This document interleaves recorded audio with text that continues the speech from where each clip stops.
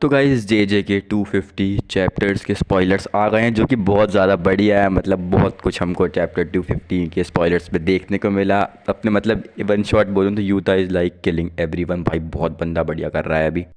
और तो और गाइस यूजी जो बस नाम का मेन कैरेक्टर है वो भी कुछ कर रहा है। फाइनली उसका कुछ काम आया सीरीज़ में। वो बंदा सीरियसली सुकुना को मार रहा है और सुकुना जिससे हिट भी हो रहा है, डैमेज भी हो रहा है, जो कि बहुत ज़्यादा बढ़िया लगा मेरे को देखकर। तो गाइस जब इस टाइम पास को ख़त्म करते मैं बताता चैप्टर्स में आखिर हुआ क्या। चैप्टर 250 के स्पॉयलर्स में आखिर हमने क्या देखा। तो इस चैप्टर की स्टार्ट होती है यूटा के डोमेन के एक्सप्लेनेशन से, जिसमें गाइस हमको बताया गया जो यूता का डोमेन है उसमें इन्फिनिट कटाना जो है वो स्पॉन होते हैं। और उन हर कटाने में एक अलग मतलब डिफरेंट कर्स एनर्जी होती है, कर्स टेक्निक होती है जो डिफरेंट डिफरेंट पर्सन्स की होती है। मतलब जो जिससे उसने फाइट वगैरह की है उनकी जो कर्स एनर्जी होती है वो यूता के डोमेन में हर एक स्वैर्ड में आ जाती है। बट यूता को ये चीज़ नहीं पता है कि कौन सी स्वैर्ड में किसकी कर्स एनर्जी है। बट गाइस जब वो कोई सा भी कटाना वगैरह उठाता है तो उसको पता चल जाता है कि इस कटाना में इस बंदे की कर्च टेक्निक्स वगैरह हैं। मतलब वो यूज़ कर सकता है अगर कोई भी कटाना उसके डोमेन के अंदर पड़ा है और उसमें जिसकी भी कर्च टेक्निक है। वैसे तो उसको पता नहीं है किसकी टेक्निक है, बट जब वो उसको यूज़ करेगा, जब वो स्वॉर्ड को पकड़ेगा तो उसको पता चल जाए कि इस बंदे की इसमें कर्च टेक्निक है। और यूता उस स्वॉर्ड को बस एक ही बार यूज़ कर सकता है, क्योंकि एक बार यूज़ करने के बाद वो स्वॉर्ड डिसअपियर हो जाएगी। मतलब पूरी तरीके से गायब तो नहीं होगी, उसी डोमेन में कहीं पे रिस्पॉन हो जाएगी। मतलब अनलिमिटेड टाइम यूज़ तो कर सकता है बट बार बार वो डिसअपियर होती रहेगी और अलग जगह वो स्पॉन होगी। तो यूता को ऐसे पता तो नहीं है कहाँ पे स्पॉन हुई है, बट अगर उसको पता होता तो वो कर पाता। बट यही है इसमें कि यूता के डोमेन में कोई भी वो किसी की भी कर्स टेक्निक को यूज़ कर सकता है। बट इन उस वो एक शर्त यही है कि वो उसको पता नहीं हो किसकी कर्स टेक्निक कौन सी स्वॉर्ड के अंदर है। हाँ बट जो भी उसने कर्स टेक्निक्स वगैरह कॉपी कर रखी हैं पहले से ही, जस्ट लाइक इनूमाकी या फिर जिन लोगों से उसने कलिंग गेम्स वगैरह में फ़ाइट की थी उनकी वो कर्स टेक्निक यूज़ कर सकता है आराम से बिना किसी स्वॉर्ड वगैरह के। तो गाइज़ यहाँ पे ही सब कुछ युद्धा की डोमेन का एक्सप्लेनेशन वगैरह ख़त्म होती है और फिर स्टार्ट होती है मेन चीज़ जो तुम सब लोग देखने के लिए बहुत टाइम से बेताब हो। तुम्हारे अंदर जो तब से आग भरी भरी हुई थी कि ये चीज़ देखें। तो फिर स्टार्ट होती है यूता यूजी और रीका की और सुकुना की बैटल। तो गाइस फाइट के स्टार्ट होते ही अपना यूता एक मिनी शिकिगामी भेजता है रीका की सुकुना के ऊपर, जिसको सुकुना आराम से हटा फेंक देता है दूर। बट सडनली अपने यूजी है वो सुकुना को पंच करता है बहुत तगड़ा सा, जिसको सुकुना काउंटर तो कर लेता है अपने हाथ से। बट जो उसका हिट होता है वो सुकुना को फिर भी लगता है, मतलब उसकी सोल पे लगता है, सोल उसकी पूरी हिल जाती है यूजी का पंच खाते ही।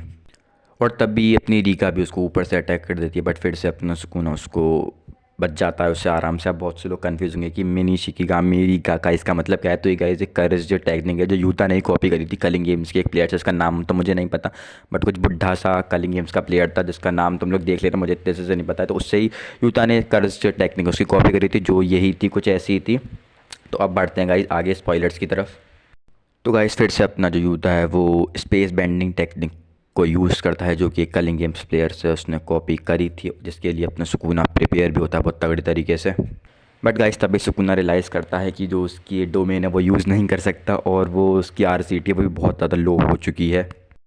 और ये सब क्यों हुआ, just because of honoured one Gojo Satoru से फाइट करने का इफेक्ट अभी तक सुकूना के पास है। सुकूना अभी भी ऐसा मरा पड़ा हुआ है गोजो के साथ फाइट करने की वजह से। तो इससे पता चलता है गोजो क्या चीज़ है, मतलब गोजो की फ़ाइट का असर अभी भी सुकूना के ऊपर है।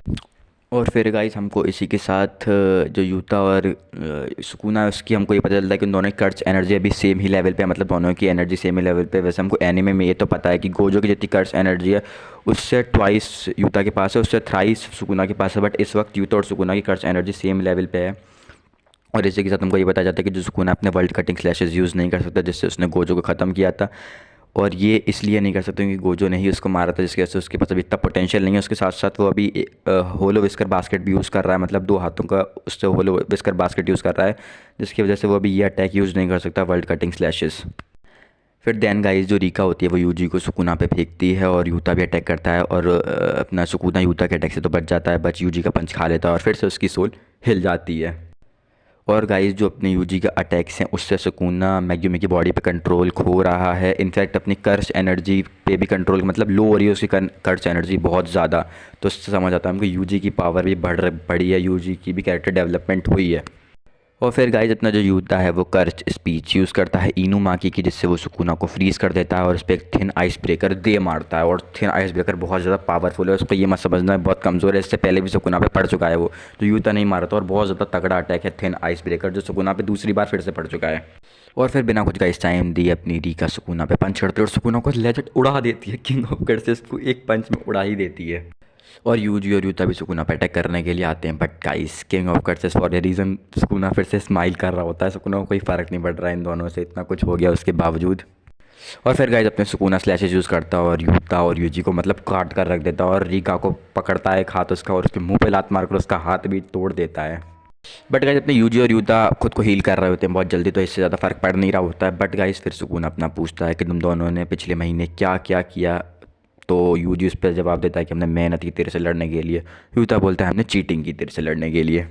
फिर देन गाइस अपना जो यूता होता है वो चार्ल्स की कर्स्ट टेक्निक यूज़ करता है फ्यूचर देखने के लिए, मतलब सुकुना के कुछ अटैक्स देखने के लिए। अब चार्ल्स कौन है, वो कली गेम्स का एक प्लेयर है जिसने यूता के साथ फाइट की थी, तो वो उसकी कर्स्ट एनर्जी यूज़ करता है थोड़े से फ्यूचर्स के सुकुना के अटैक्स वगैरह देखने के लिए। और इन सब के बाद जो इतना सुकून होता है किंग ऑफ कर्सेस थोड़ा सा डर जाता है। वो बंदा सोचता है कि जो यूता है वो गोजो की लिमिटलेस मतलब इन्फिनिटी भी तो यूज़ नहीं कर सकता। देन अपना वो सुकूना रियलाइज़ करता है कि यार वो तो यूज़ नहीं कर सकता, तो सिक्स आइज़ के साथ ही यूज़ की जा सकती है। और फिर गाइस ये डिसाइड करते हैं, फिर जो अपना यूता है वो स्पेस बेंडिंग वाली कर्स टेक्निक को यूज़ करता है और सुकुना के पास जाता है और बोलता है क्लेव ऑफ डिसमेंटल, और सुकुना के स्लैशेस उस पर ही पड़ जाते हैं।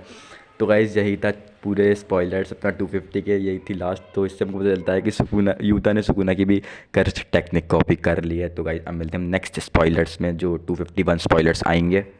और गाइस एक और बात, अगले हफ्ते कोई भी ब्रेक वगैरह नहीं है, तो मैं अगले हफ्ते फिर से वीडियो बनाऊंगा चैप्टर 251 के स्पॉयलर्स पे। तो चैनल को सब्सक्राइब कर दो अगर चाहते हो 251 के स्पॉयलर्स देखना। तो मिलते हैं नेक्स्ट वीडियो में, तब तक के लिए बाय बाय, और चैनल को सब्सक्राइब कर देना ध्यान से।